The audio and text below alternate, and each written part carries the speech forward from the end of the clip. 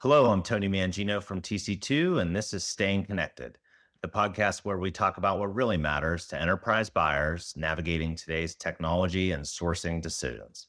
Today, we're talking about a big development in the global enterprise networking market. Verizon and BT have announced plans to combine their international enterprise operations into a 50-50 joint venture focused on multinational customers. And yes, we've been talking about Verizon quite a bit lately because Verizon's strategic moves keep touching real enterprise network decisions that impact sourcing strategies, renewals, customer leverage, service delivery, long-term network architecture. So this one matters. And given the Verizon and BT angle, I'm joined today by TC2's Brent Knight. Brent spent 19 years working at Verizon, and I'm also joined today by TC2's Ben Fox, who never worked for BT, but is at least British, so naturally we made him join. Ben, Brent, welcome. Excited to be here, Tony. Excited to fill the pivotal role of the token Brit in this and talking to you about BT. And of course, yet again, talking to you about more drama at Verizon. Thanks, Tony. It's great to be back. And you're right, this is a big one. On the surface, this sounds like a global platform story. Maybe it becomes that, but for enterprise customers, the real question is pretty simple. Does this make things clearer, more supported, and easier to manage? Or does it add another layer of complexity? Well, before we get into that, let's start with the basics. So Verizon and BT announced a proposed joint venture that would combine their respective international enterprise operations. This new business is expected to serve more than 3,000 enterprise customers across more than 180 countries and represents roughly $4 billion in combined annual revenue. The companies are positioning this around secure, resilient, cloud-first, and AI-ready connectivity. Wait, hang on there, Tony. Hang on. Are you telling me that BT and Verizon are saying that today the networks are not secure or resilient or cloud first and AI ready? So they need this JV to achieve that? And then what do any of those things really mean anyway? That's a fair question, Ben. Although I'm not sure I'm volunteering to translate the marketing fluff into reality for you. But on paper, anyway, this is about scale. It's about focus and about creating a stronger international platform. The transaction is expected to close in 2027, subject to regulatory approvals and other conditions. BT has told customers that the process may take 12 to 18 months and that until completion, it's just business as usual. Right. And to be fair, there's a logical story here. Multinational customers need connectivity that works across borders, cloud environments, regulatory regimes, and different operating models. That's hard. A focused international provider with the combined scale of BT and Verizon could be compelling, but customers need to separate the announcement from the operating reality. A joint venture of this size has to answer basic questions. Who owns the account, the contract? Who handles support and billing? Who gets called when there's an outage at 2 in the morning? That's where customers are actually going to feel this. There's also some history here. BT has pursued global carrier partnership models before, including Concert with MCI and later AT&T. Somewhat ironically, MCI ultimately became part of Verizon. So when people hear this announcement, some will naturally ask, haven't we seen this movie before? And by people, I definitely mean Ben. Yeah, I mean, I did a huge eye roll when I saw this news. And I laughed when one of our teams suggested they call the joint venture Concert and we can all pretend that we're back in the 90s again. So, I mean, perhaps it's unfair of me to say, quote unquote, every partnership fails, but really the track record is not great. The reality is that most of the ones we've seen in the past between two large and allegedly equal market players, they do fail. And when they fail, they cause chaos for customers as they burn down. What happens is the account teams, they fight over the same customer, they debate which of their branded products to sell, and they just get completely distracted from actually serving the customer. We genuinely did see that back in the day with the AT&T and BT Concert partnership. And we even saw it back when NTT and Dimension Data were affiliates, but were separately marketing and selling very similar services to the same customers. So the chaos that can ensue, it really just ends up damaging both the parties in the relationship and the customer. Now, another question is whether this is really about improving product delivery and customer support, or whether it's more about financial engineering, moving assets, simplifying the story for investors, that kind of thing. How should customers think about that? Honestly, it can be both. Despite Ben's healthy dose of cynicism or reality, there may be a real customer facing rationale. A dedicated international business could bring more focus, scale, and investment case for next gen platforms. That matters when customers want cloud ready connectivity, automation, global consistency, and more flexibility. But there's clearly a corporate strategy angle too. BT's been focused on its UK business. Verizon's been sharpening its focus around its core markets and big growth priorities. A joint venture might help both companies reposition international assets in a way that's easier to run and easier to explain. The good news is customers don't need to solve the corporate motivation puzzle. They need to ask a more useful question: what operational problem does this actually solve for us? Let's address another question directly. Does this mean Verizon is exiting the enterprise market? Well, I mean, that's certainly a radical question, but I really doubt that we are the only ones asking it. Verizon, unfortunately, has a history of making these big announcements that don't really acknowledge the customer impact clearly. So the HL relationship is a really good example of that. It was touted as a partnership designed to vastly improve the managed network services that Verizon was providing to its customers. But in reality, it rapidly became clear that the strategy was predominantly designed to allow Verizon to offshore huge swathes of its customer facing support and sales organizations, reduce its costs, and try to increase the unsatisfactory profits that it was getting from its enterprise business.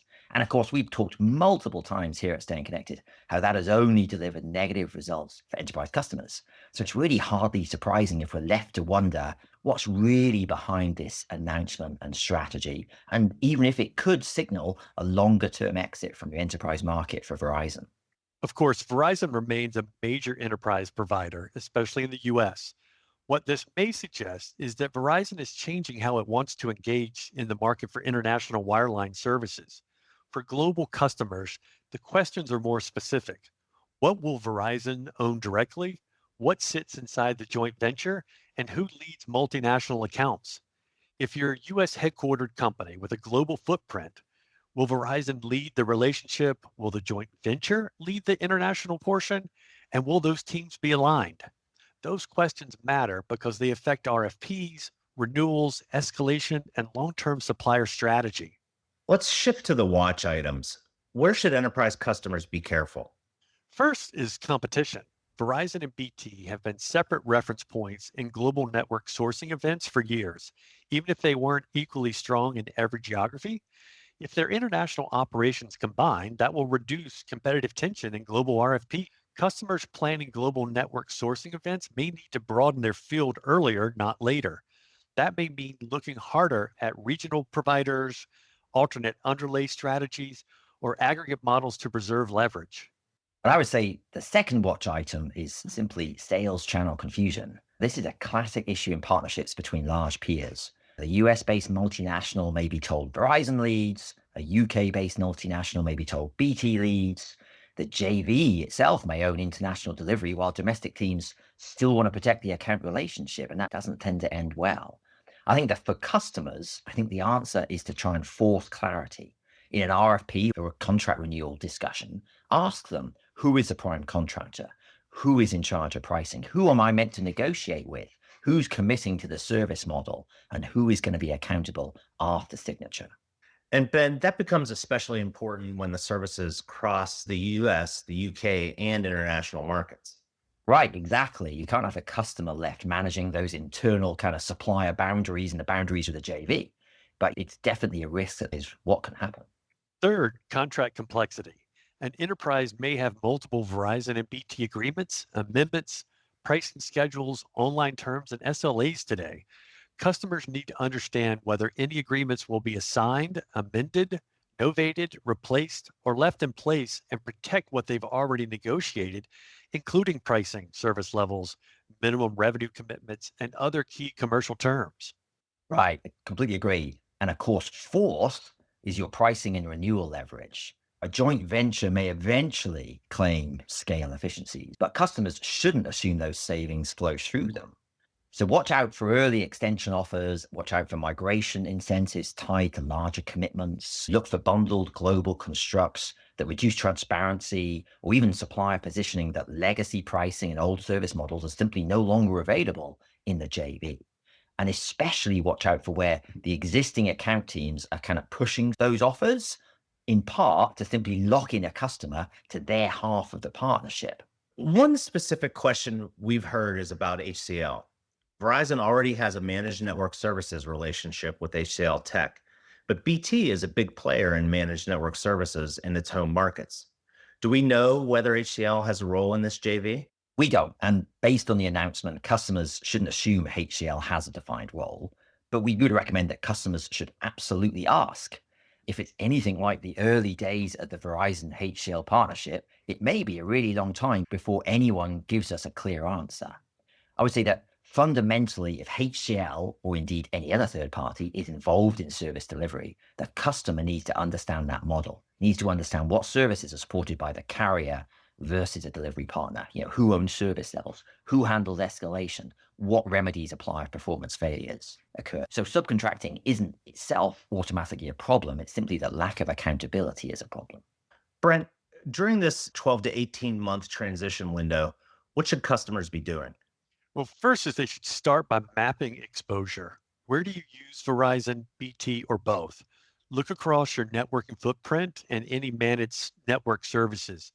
Then build a contract inventory, know your expiration dates, renewal windows, notice periods, assignment language, change of control language, minimum commitments, benchmarking and rate review rights. And this is a lot, termination and transition rights. And that inventory should not just sit in a file somewhere. It should really be key in driving decisions. Exactly. Next, ask for a written customer impact roadmap, not a general reassurance. And what changes before close, at close, and after close? Who owns the account and service management? Will billing or service platforms change? Will legacy services be sunset? Will customers be asked to reposition circuits? And if so, on whose timeline? And I would say that customers also need to protect their sourcing strategy. If you're already involved in a global network RFP or a contract renewal or a rate review or even some transformation program involving BT or Verizon, don't wait until closing the deal to ask how the joint venture affects that bid, who the contracting entity is, how it affects a solution roadmap, or how it affects service accountability. And finally, the customer should benchmark its position. Know whether current pricing and commercial terms are market competitive, preserve your credible alternatives, and be really careful with any proposal that seeks to trade short-term concessions for longer commitments or for narrower flexibility or weaker renewal leverage. So, what I'm hearing is the customer's job is not to predict exactly how this plays out, but to be ready. That's right, Tony. Customers can either wait for the supplier narrative to arrive or they can build their own position first. The Verizon BT joint venture could create a stronger international connectivity platform. It could also reduce competition, complicate account ownership, and introduce new contracting and service delivery questions. The difference will come down to execution and to how prepared customers are to protect their own interests. Remember, business as usual does not mean that there's no action required. And the announcement is not the risk. The risk here is passivity. To our listeners, if you'd like to discuss the Verizon and BT joint venture and what it may mean for your global network strategy, contracts, or sourcing plans, or if you'd like to discuss other technology strategy, sourcing, and cost reduction needs with Ben, Brent, me, or any of our TC2 and LB3 colleagues, please give us a call or shoot us an email. You can also stay current by subscribing to Staying Connected, by checking out our websites, and by following us on LinkedIn.